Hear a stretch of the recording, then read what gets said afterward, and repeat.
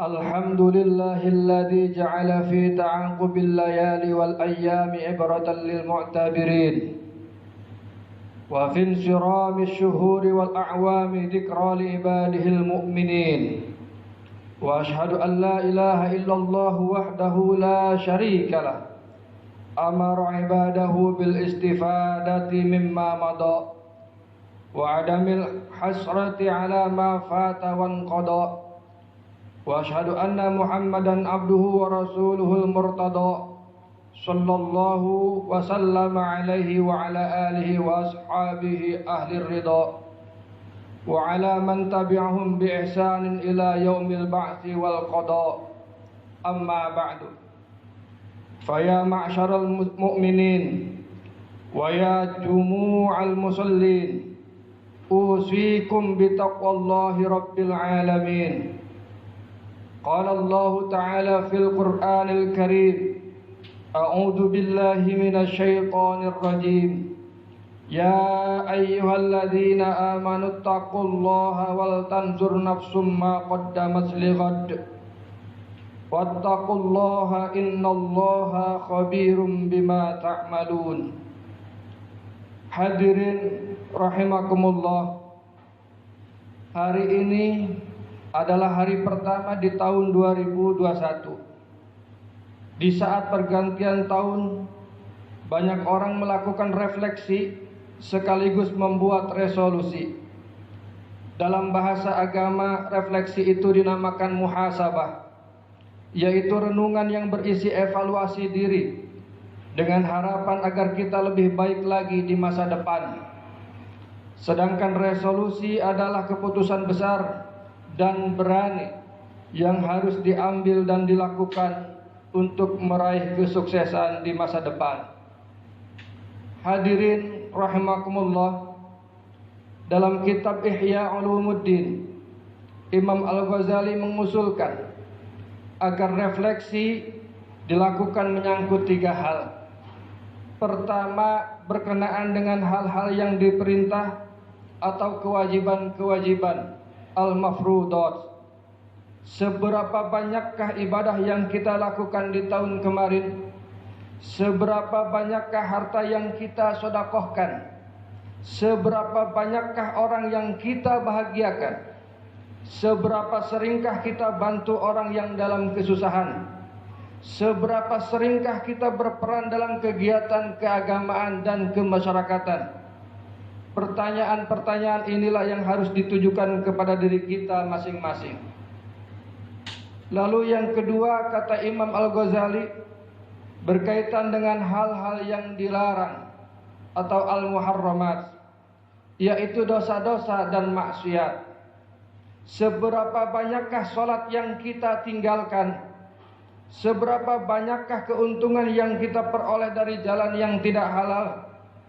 Seberapa sering kita menggunjing bahkan memfitnah teman sekerja atau bahkan tetangga demi meningkatkan nama baik kita sendiri? Seberapa sering kita berprasangka buruk terhadap orang lain? Saudaraku, pertanyaan-pertanyaan ini yang harus kita jawab pula oleh masing-masing diri kita.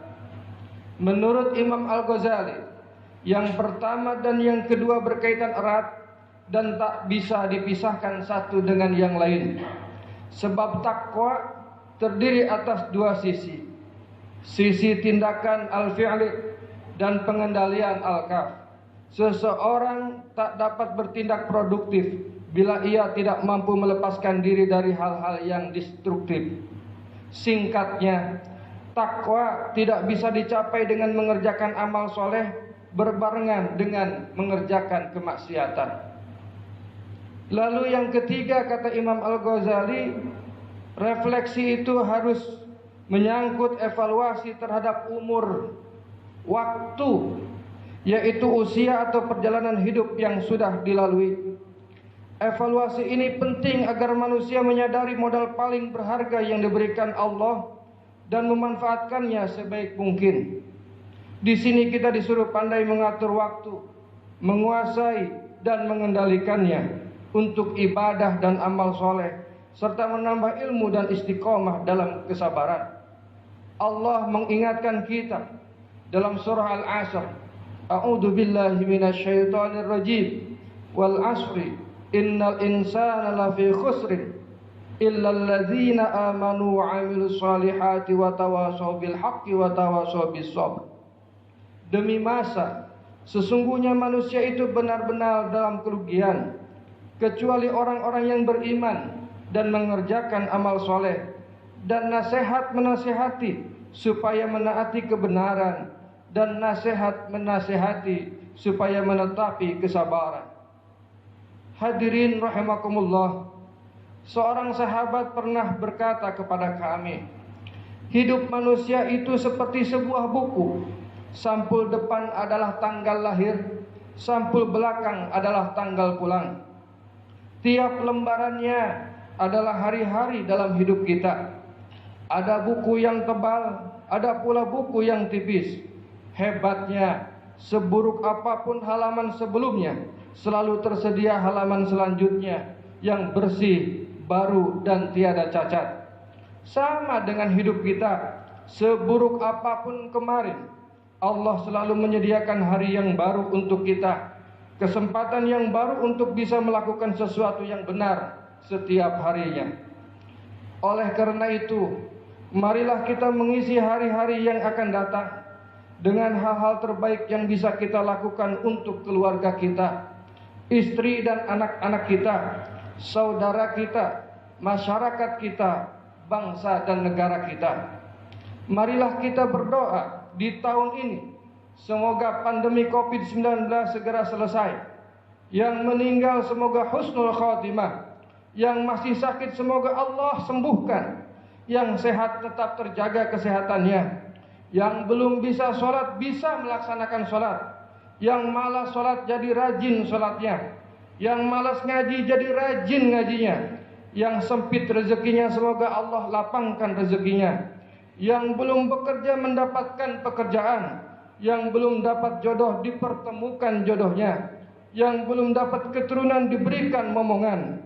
Mari kita membangun optimisme bahwa tahun ini lebih baik dari tahun kemarin dalam segala aspek kehidupan kita.